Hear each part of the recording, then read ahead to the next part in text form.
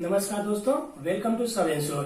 दोस्तों, आज हम लोग एक ऐसे टॉपिक पे डिस्कस करने वाले हैं जो बहुत बार हमें बहुत सारे मेल्स आते हैं, बहुत सारे कमेंट आते हैं, लोग जानना चाहते हैं स्पेशली कि टर्म इंश्योरेंस हम कैसे डिसाइड करें कि कौन सा बेहतर है, किस तरह से डिसाइड करें कि कौन सी कंपनी अच्छी है, कौन सी अच्छी कंपनी है जो क्लेम देती है। स्पेसिफिकली टर्म इंश्योरेंस के लिए लोग पूछते हैं कि कौन सा टर्म इंश्योरेंस लें और इसको हम कैसे डिसाइड करें, कैसे क्लैरिफाई कर पाए कि कौन सा टर्म इंश्योरेंस बेहतर है। तो दोस्तों, आज हम लोग इसी पे बात करने वाले हैं। तो हम किस किस फैक्टर्स पे हमको चेक करना चाहिए कि कौन सा टर्म इंश्योरेंस अच्छा है, कौन सा टर्म इंश्योरेंस उतना अच्छा नहीं है। तो दोस्तों, हम आज आपसे बात करेंगे 5 ऐसे फैक्टर हम आपसे डिस्कस करने वाले हैं कि जिसके बेसिस पे हमको ये एनालाइज करना चाहिए कि कौन सा टर्म इंश्योरेंस ठीक है, कौन सा टर्म इंश्योरेंस उतना अच्छा नहीं है। तो पहला फैक्टर है death claim analysis. Death claim analysis, जिसको हम नॉर्मल लैंग्वेज में आजकल बोला जाता है कि क्लेम सेटलमेंट रेशियो, यानी कौन सी कंपनी में कितना क्लेम आया और उस कंपनी ने कितना क्लेम सेटल किया। तो दोस्तों, इसमें 2 चीजें होती हैं। एक क्लेम सेटलमेंट 2 पॉइंट्स पे देखा जाता है। नॉर्मली जो आजकल ऐड चलते हैं, बहुत सारी वेबसाइट ऐड कर रही है कि क्लेम सेटलमेंट रेशियो इतना है, बहुत सारे अपने अलग अलग इंश्योरर अपना एडवर्टाइजमेंट कर रहे हैं कि हमारा क्लेम सेटलमेंट रेशियो इतना है। लेकिन एज ए कंज्यूमर इंडिविजुअल आपको क्लेम सेटलमेंट रेशियो 2 पॉइंट पे चेक करना चाहिए। एक तो ये कि कितने number of claim particular company में आए और उस कंपनी ने कितने नंबर ऑफ क्लेम सेटल किए। दूसरा ये कि कितने अमाउंट का क्लेम आया और कितने अमाउंट का क्लेम कंपनी ने सेटल किया है। तो दोस्तों, हम एक एग्जांपल लेके आपसे बात करते हैं। हम 6 कंपनी की एनालिसिस करेंगे। हम सबसे पहले अगर एक चेक कर सकते हैं HDFC standard life insurance company की। तो HDFC standard life insurance company में टोटल 2019 में जो क्लेम्स आए थे, नंबर ऑफ क्लेम्स वे थे 12,946, 12,946 क्लेम टोटल आए थे। और कंपनी ने टोटल जो क्लेम सेटल किया वो था 12,866, यानी 12,866 क्लेम उसने सेटल कर दिया। यानी एचडीएफसी स्टैंडर्ड लाइफ इंश्योरेंस का on the basis of number of policies last year का जो क्लेम सेटलमेंट रेशियो था वो था 99.04%। एक तो ये हो गया on the basis of number of claims. दूसरा उनका हम देखते हैं वॉल्यूम पे उन्होंने कितना क्लेम सेटल किया। तो दोस्तों, जो last year HDFC standard life में वॉल्यूम में क्लेम आया था वो था 627.72 करोड़ का। तो 627.72 करोड़ का क्लेम आया था, उसके अगेंस्ट में एचडीएफसी ने 577 करोड़ का क्लेम सेटल कर दिया। यानी उनका जो क्लेम सेटलमेंट रेशियो आता है on the basis of volume, यानी on the basis of amount settled, वो आता है 91.97%। दोस्तों, अगर हम on the basis of policy या क्लेम सेटल्ड देखते हैं तो उनका क्लेम सेटलमेंट रेशियो होता है 99.04%। और on the basis of volume हम देखते हैं उनका क्लेम सेटलमेंट रेशियो होता है 91.97%। ऑलमोस्ट 7 to 8% का डिफरेंस हमको यहाँ पे देखने मिल रहा है। तो ये चीज हमको चेक करना चाहिए। सिर्फ नंबर ऑफ क्लेम सेटल नहीं देखना चाहिए, अमाउंट ऑफ क्लेम सेटल भी हमको चेक करना चाहिए। वो इसलिए कि हम टर्म इंश्योरेंस की बात कर रहे हैं और टर्म इंश्योरेंस कोई छोटा मोटा अमाउंट का इंश्योरेंस पॉलिसी तो होता नहीं है। टर्म इंश्योरेंस हमेशा क्या होता है कि 25 लाख, 50 लाख, 1 करोड़, 10 करोड़, 20 करोड़, इस तरह से बड़े अमाउंट का जो इंश्योरेंस होता है हम टर्म इंश्योरेंस में वही अमाउंट चूज करते हैं।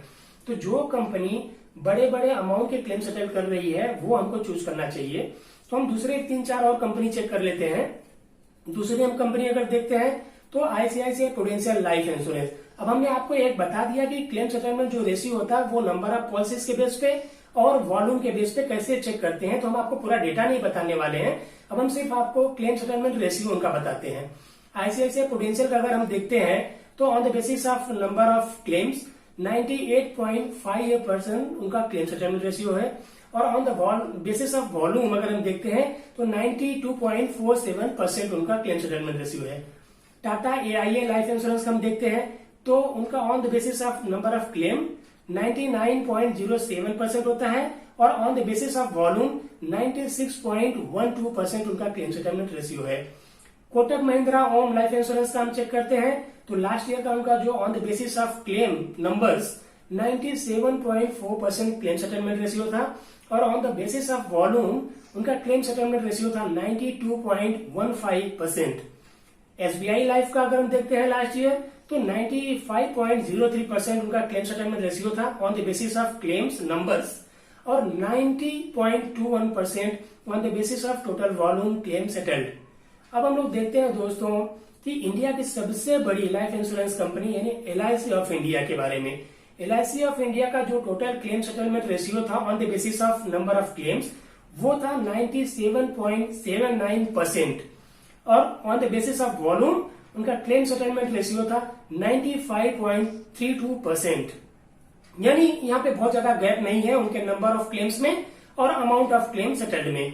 तो दोस्तों हमको दोनों चीजों पे चेक करना चाहिए कि नंबर ऑफ क्लेम सेटल्ड और वॉल्यूम ऑफ क्लेम सेटल्ड, ये हमको एक बहुत इंपॉर्टेंट फैक्टर होता है डेथ क्लेम एनालिसिस और क्लेम सेटलमेंट रेशियो जो भी आप कह लें, ये हमको चेक करना चाहिए किसी भी टर्म इंश्योरेंस लेने के पहले।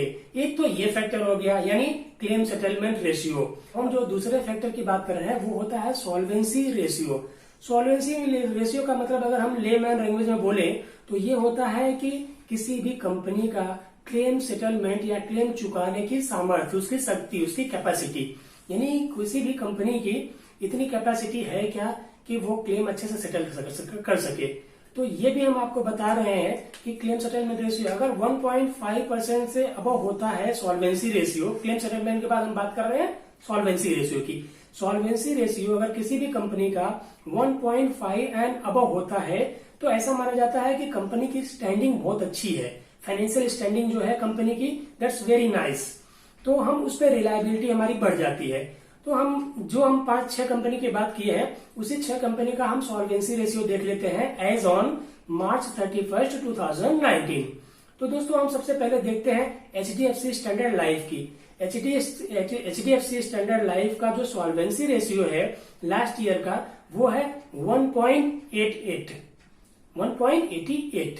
दूसरा आता है ICICI prudential life insurance.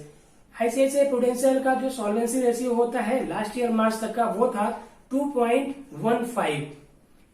Tata AIA life का जो सॉल्वेंसी रेशियो है दैट इज 2.68।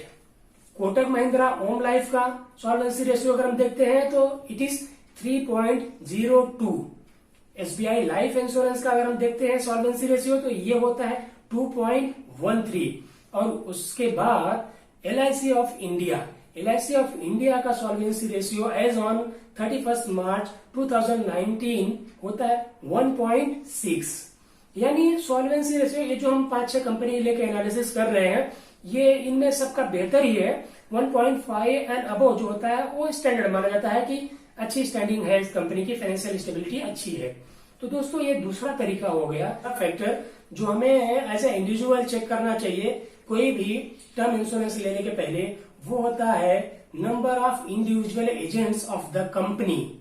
दोस्तों ये वीडियो बहुत लंबा ना हो जाए इसलिए मैं आपको कंसोलिडेटेड डेटा आप दूंगा, मैं एक एक कंपनी की बात नहीं करूंगा, मैं लमसम की बात कर देता हूं। तो एज ऑन 31 मार्च 2019 जो total 24 life insurance companies India में ऑपरेट कर रही है, तो LIC को एक छोड़ दें तो टोटल जो प्राइवेट सेक्टर की कंपनी होती है वो टोटल नंबर ऑफ कंपनी है 23 प्राइवेट सेक्टर कंपनियां यहाँ पे काम कर रही हैं। उन 23 प्राइवेट सेक्टर जो कंपनीज हैं वो सबका हम नंबर ऑफ इंडिविजुअल एजेंट्स का टोटल करते हैं तो इट कम्स 10,15,518। 10,15,518 एजेंट उनके पास हैं। 23 कंपनियों के मिला के जो एजेंट्स की संख्या है वो है 10,15,518। और LIC की बात करें एज ऑन 31 मार्च 2019 अगेन तो सिर्फ LIC के पास अपना खुद के इंडिविजुअल जो एजेंट्स हैं वो है 11,79,229। यानी सिर्फ LIC के पास 11,79,229 एजेंट्स हैं। दोस्तों हमको नंबर ऑफ इंडिविजुअल एजेंट्स क्यों देखना चाहिए? वो इसलिए कि हमको पर्सनलाइज सर्विस बेहतर मिल सके। हमारे पास अगर नंबर ऑफ एजेंट्स रहेंगे ज्यादा और हमारे पास अपने खुद के एजेंट्स हैं जिनसे हम बात करते हैं, कोई भी हमारा प्रॉब्लम रहा तो हम उनको बोल सकते हैं, वो हमारे प्रॉब्लम सॉल्व करते हैं। इसलिए मेरे हिसाब से नंबर ऑफ इंडिविजुअल एजेंट्स का भी एक जो फैक्टर होता है वो हमको चेक करना चाहिए अगर हम टर्म इंश्योरेंस लेने के लिए जा रहे हैं। तो हमारे हिसाब से पहला जो एक फैक्टर हो गया वो हो गया क्लेम सेटलमेंट रेशियो। दूसरा जो फैक्टर हमको चेक करना चाहिए वो होता है solvency ratio of the companies. And तीसरा जो होता है वो number of individual agents of the companies कि जितने ज्यादा एजेंट रहेंगे, हमारा ऐसा समझना है कि ज्यादा एजेंट रहेंगे तो हमको बेहतर पर्सनलाइज सर्विस मिलेगी। तो हमको ये फैक्टर भी जरूर चेक करना चाहिए। चौथा फैक्टर होता है number of operating offices. Operating officers में से जो इतनी सारी कंपनीज यहाँ पे काम कर रही है, उनके ऑफिसर्स कितने हैं, कितने ऑफिस हैं। दोस्तों हम सारी जो 23 प्राइवेट सेक्टर कंपनीज हैं उनका हम टोटल आपको बताते हैं। अगर 2019 का डेटा, तो सारी 23 कंपनियों का मिला के टोटल जो उनके ऑफिसेस है वो है 6347 office, 6347 offices total, 23 companies put together. और सिर्फ एलआईसी का हम देखें तो एलआईसी की खुद की अपनी ऑफिसेस हैं 4932, 4932 ऑफिस एलआईसी की अपनी खुद की है। दोस्तों हमें इसे क्यों चेक करना चाहिए, ऑफिस का हमारा क्या रेलेवेंस है।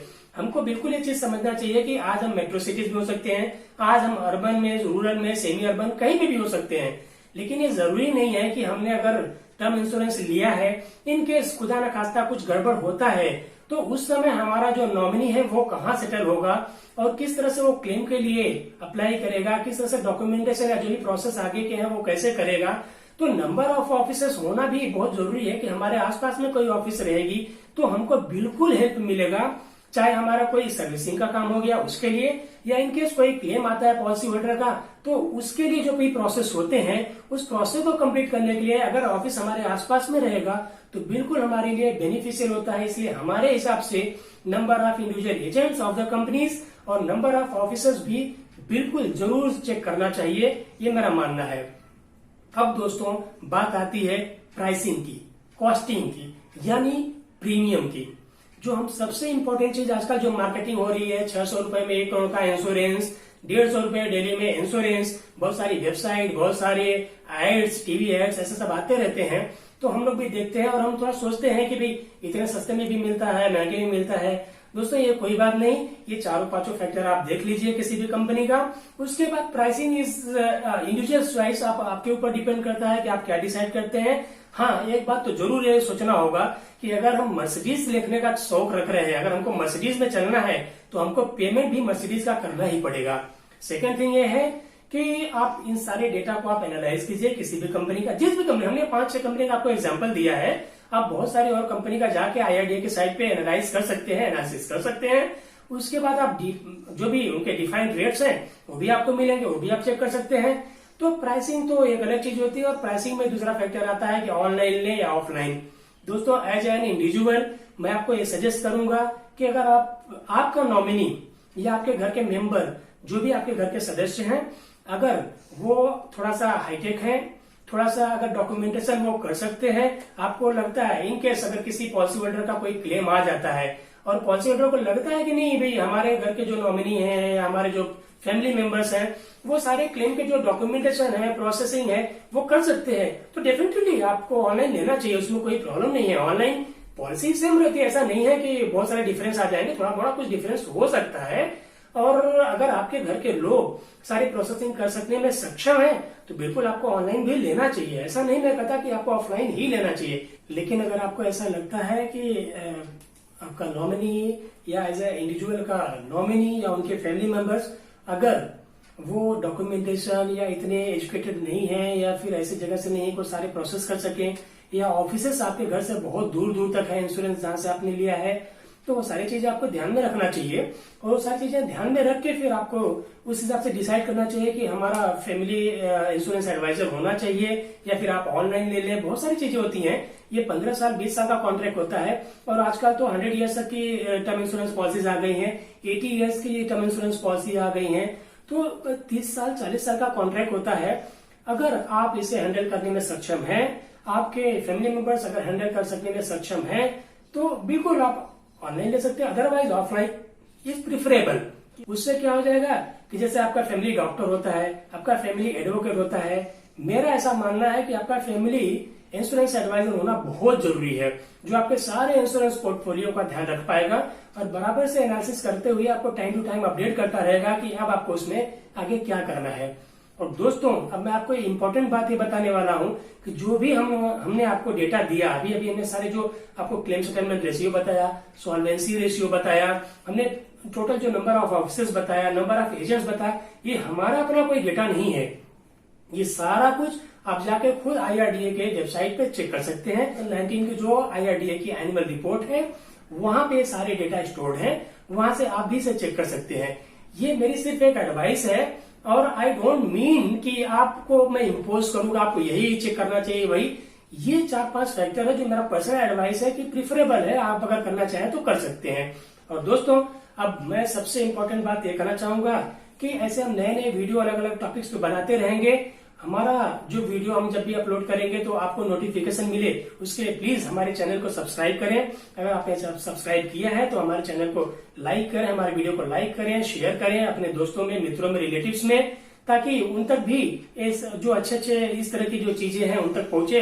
अगर आपको कुछ ऐसा बेनिफिट लग रहा है तो डेफिनेटली आप ये सोचें कि आपके फ्रेंड्स को भी बेनिफिट इससे होना चाहिए। तो थैंक यू सो मच।